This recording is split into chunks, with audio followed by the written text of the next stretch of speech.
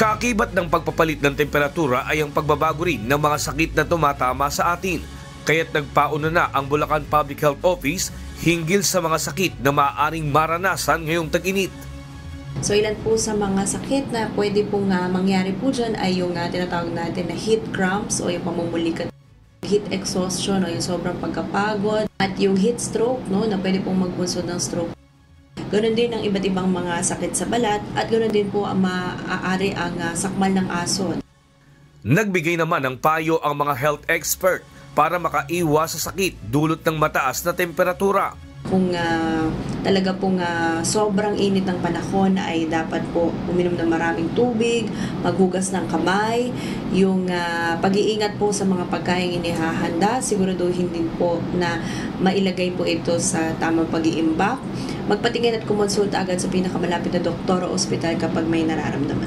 Kapag high blood pressure yung pasyente, hindi nag-take ng gamot, tapos sobrang init ng panahon, there's a tendency na mangyari talaga yung tinatawag na cerebrovascular accident or cerebrovascular disease na stroke na sinasabi natin. And at the same time, pwede rin mangyari yung heat stroke na nangyari. Mataas yung chance kasi tataas yung BP mo talaga lalo kapag sobrang init ng panahon.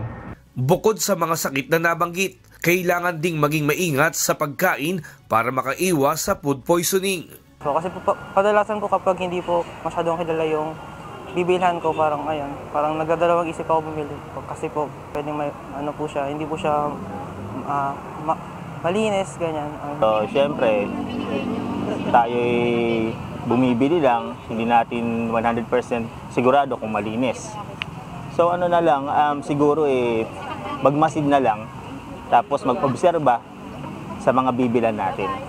Kailangan po laging malinis po ang pagkaka-prepare po ng ating pagkain. Tsaka po ang mantika po laging bago. Tapos ang ating pong tubig po na pangsamalamig ay laging mineral water.